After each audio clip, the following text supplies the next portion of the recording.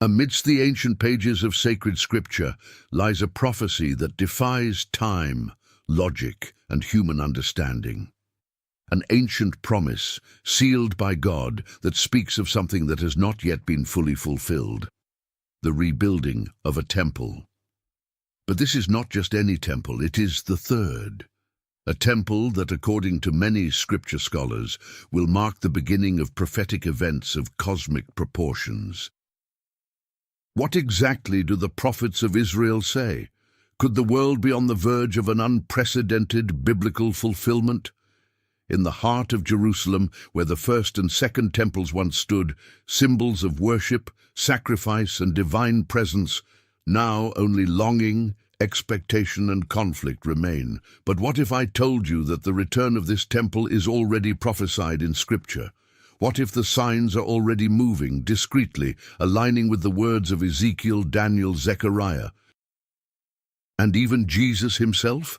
In Matthew 24:1-2, Jesus announced the destruction of the temple, and his words were precisely fulfilled. But he also spoke of a future time, of an eschatological scenario where the sacred and the profane would once again confront each other. The question is, has that time arrived?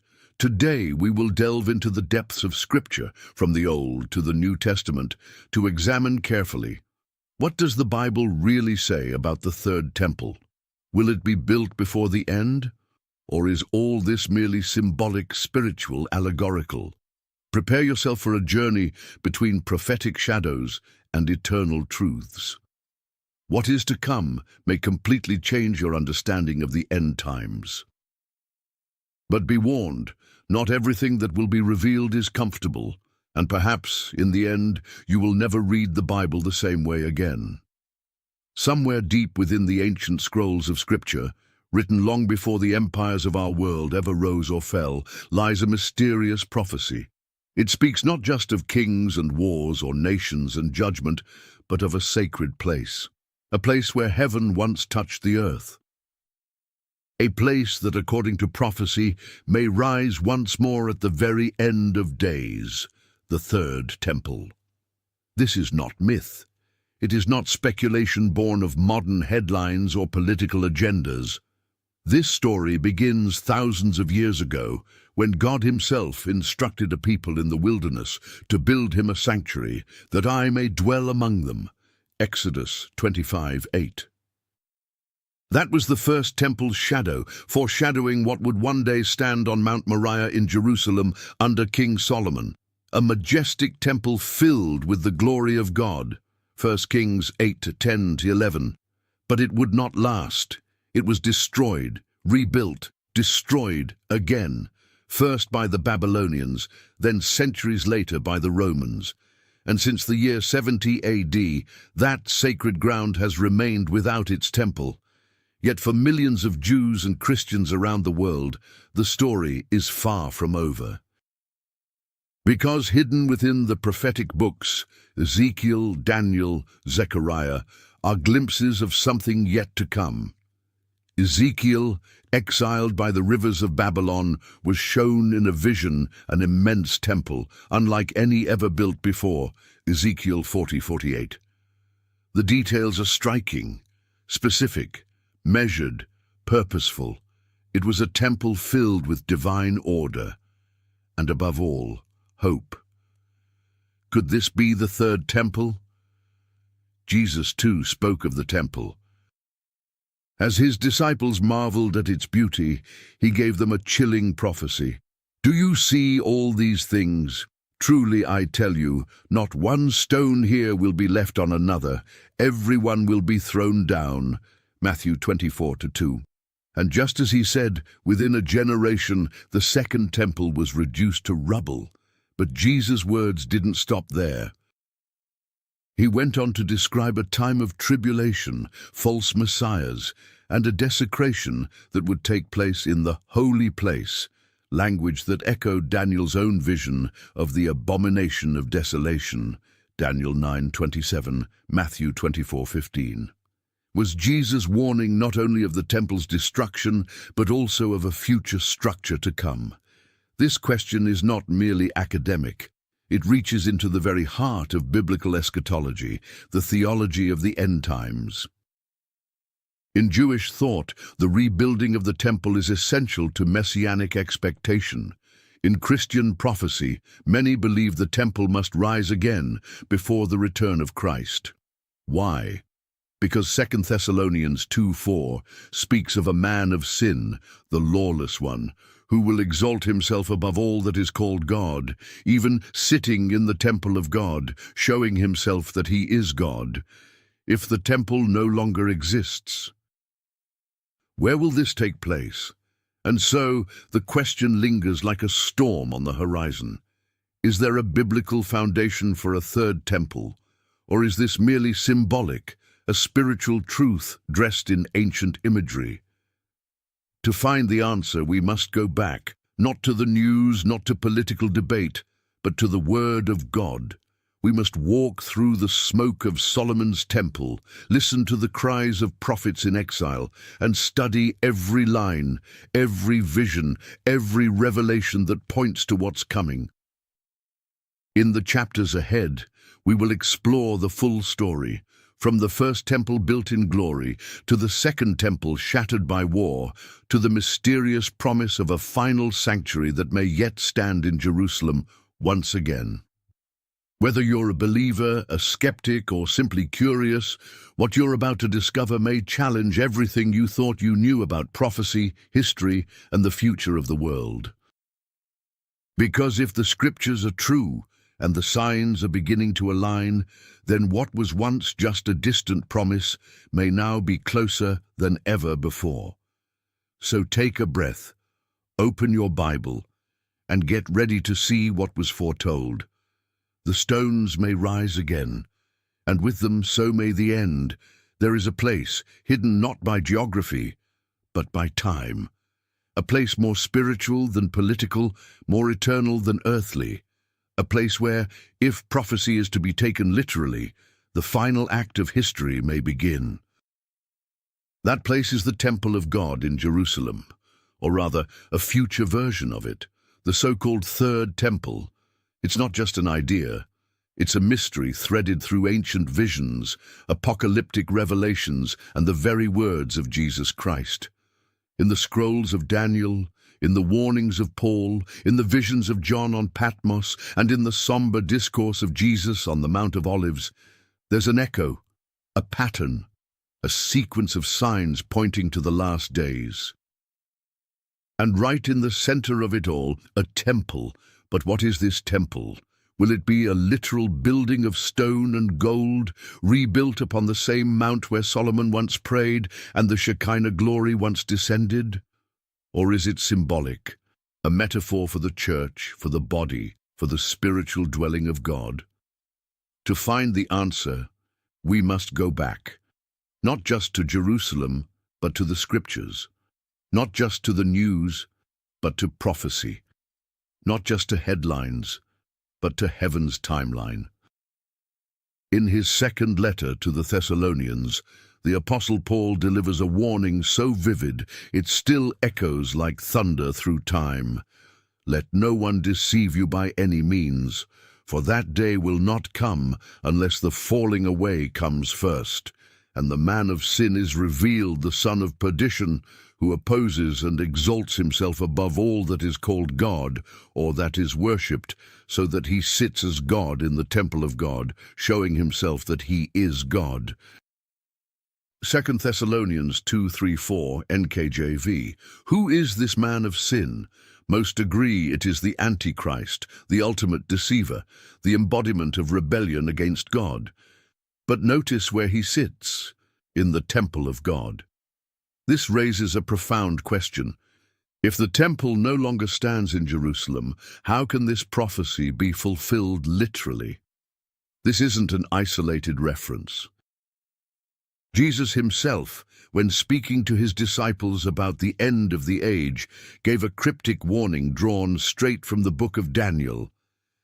Therefore, when you see the abomination of desolation, spoken of by Daniel the prophet, standing in the holy place, whoever reads, let him understand. Then let those who are in Judea flee to the mountains. Matthew 24:15-16, NKJV. That abomination of desolation is first mentioned in Daniel 9:27, a prophecy tied to a covenant, a false peace, and a betrayal.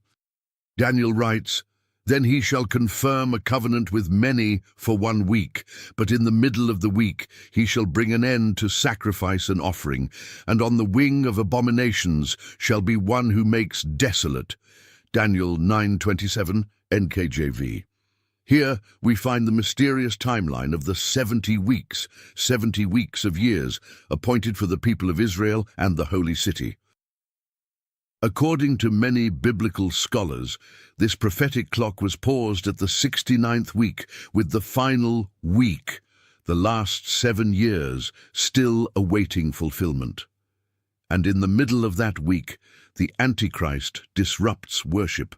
But again, where? There must be a functioning temple. Then, centuries later, as the Apostle John is caught up in the Spirit, exiled on the island of Patmos, he receives a vision that seems to connect everything together. "Then I was given a reed, like a measuring rod.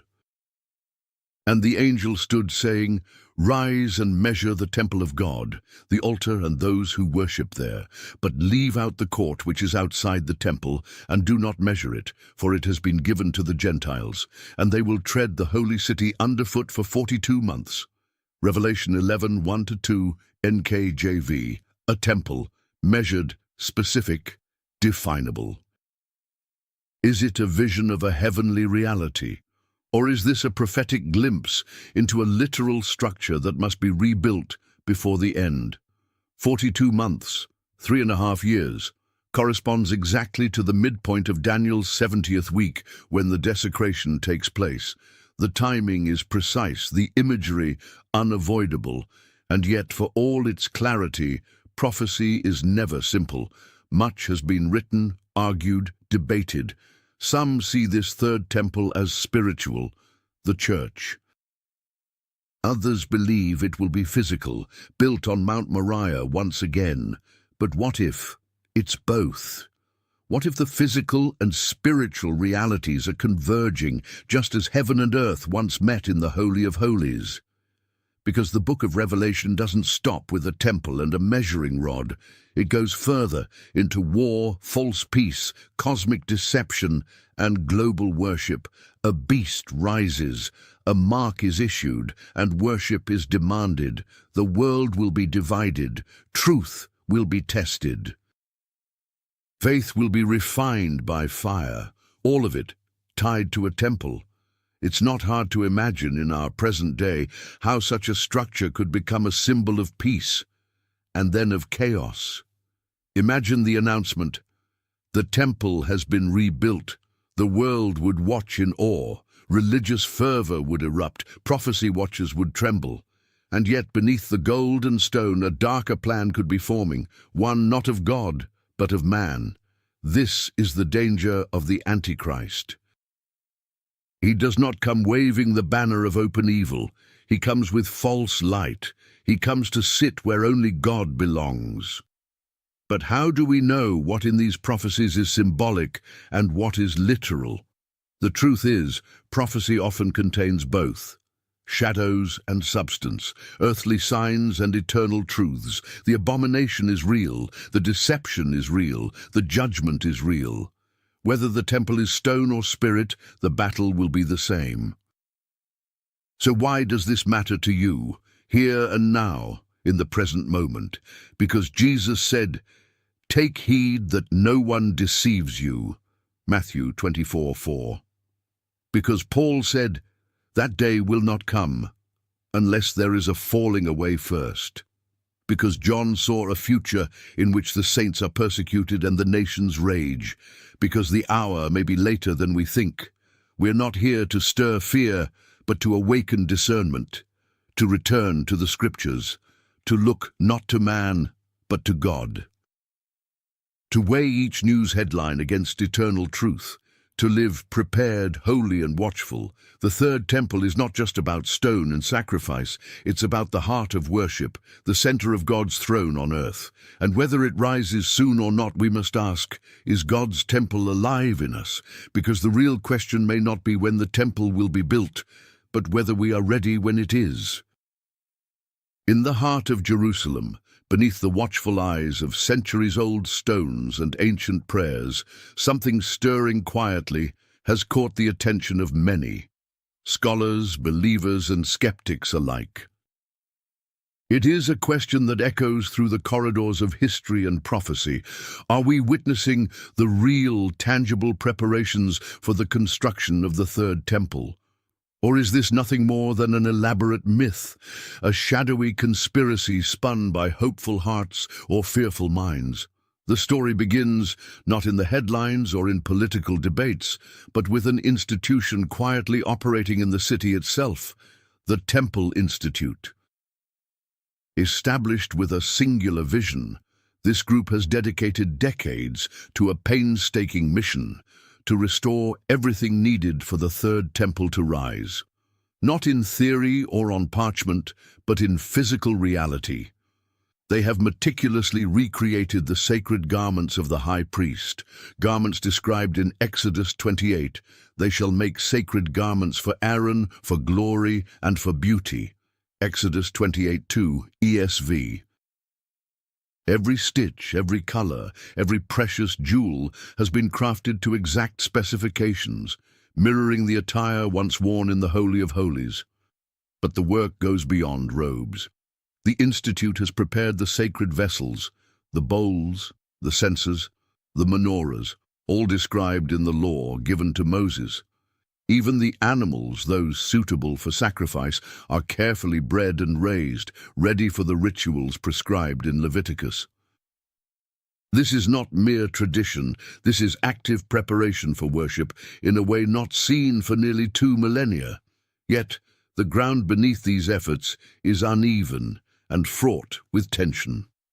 The Temple Mount, the very site prophesied to host this future sanctuary, is one of the most contested religious and political hotspots on earth. Here, the Western Wall stands as a remnant of the Second Temple, a place of prayer for millions. Above it rises the Dome of the Rock and the Al-Aqsa Mosque, sacred to Islam. Political realities collide with spiritual aspirations, creating a web of obstacles that no human solution seems to untangle. The question arises, who would have the power or permission to rebuild the temple? Throughout history, alliances and treaties have shifted the fate of Jerusalem, and the modern era is no different. Some speculate about secret pacts between nations, quiet negotiations that could one day clear the way for the temple's construction. Others dismiss these ideas as mere conspiracy theories, wishful thinking or political propaganda with no grounding in fact. But what is certain is that Israel's role on the world stage is transforming rapidly as Scripture predicted. Isaiah declared, "In the last days, the mountain of the Lord's temple will be established as the highest of the mountains," Isaiah 2:2 NIV, hinting at a future time when Jerusalem and its temple will be at the center of global focus, spiritually and politically.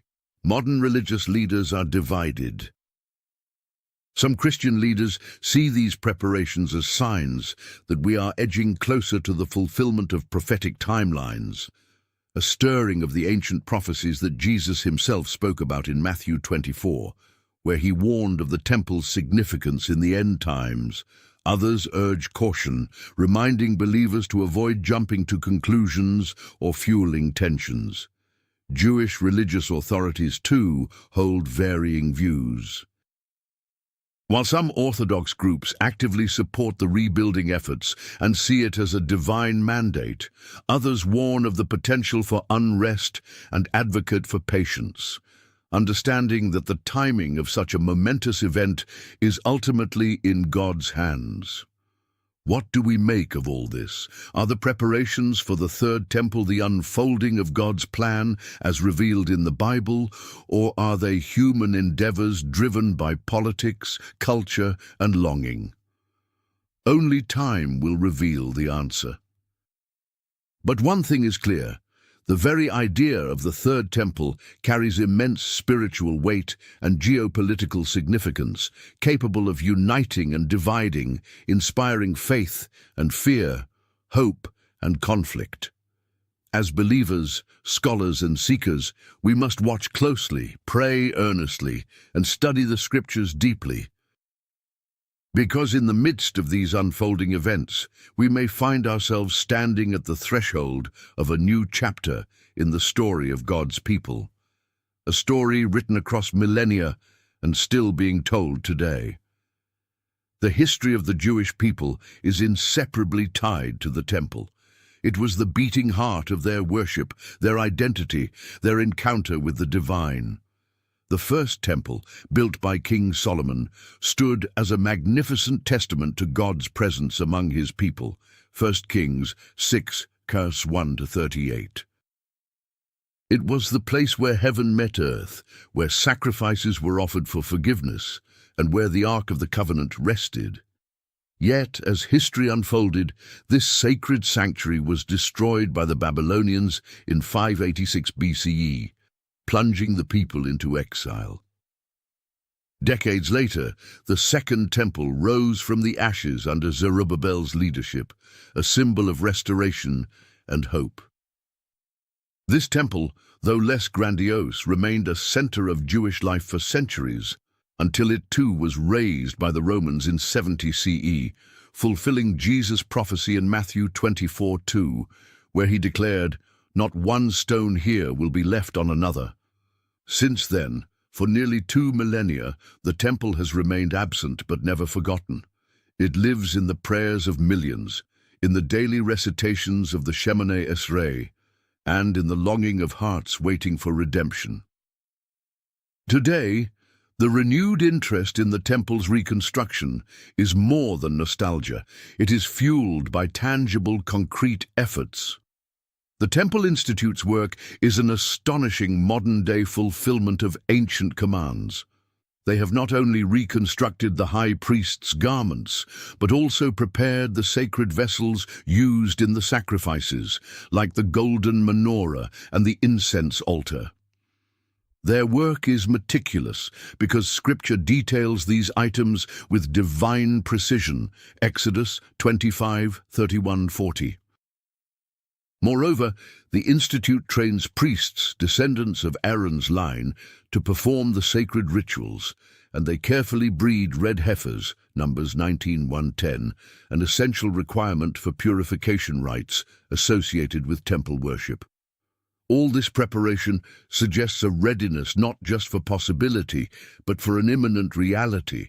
But while preparations advance, the political reality surrounding the Temple Mount is highly volatile. The site itself, revered by Jews, Christians, and Muslims alike, is a flashpoint of tension and conflict.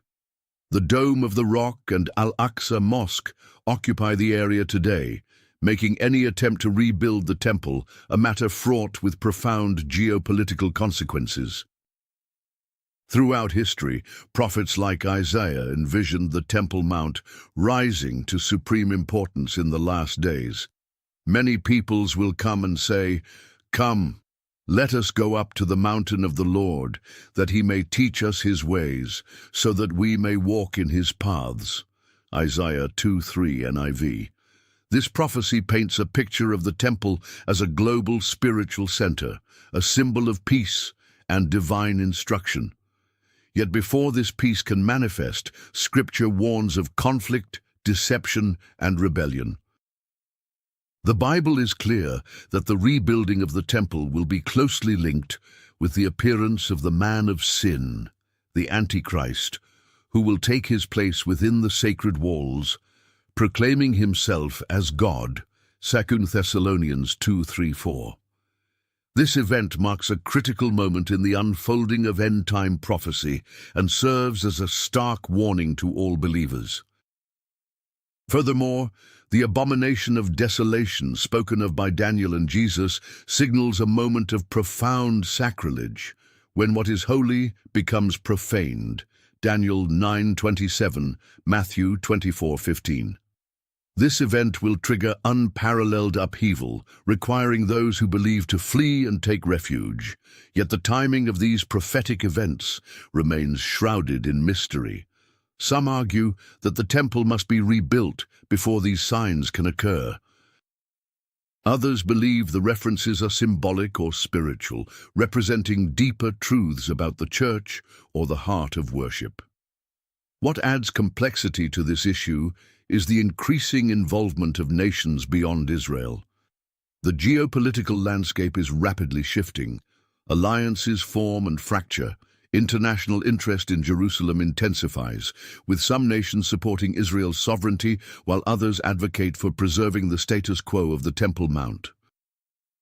Such complexities make the idea of rebuilding the temple not only a religious or prophetic issue, but a geopolitical tinderbox.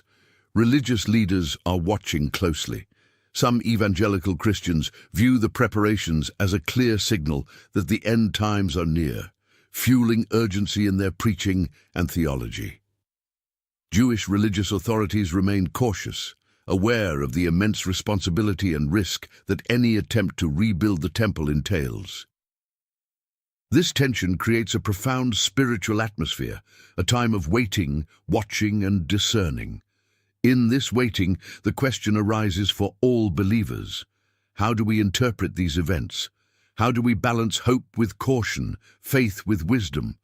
Jesus himself urged vigilance, saying, "Therefore keep watch, because you do not know on what day your Lord will come."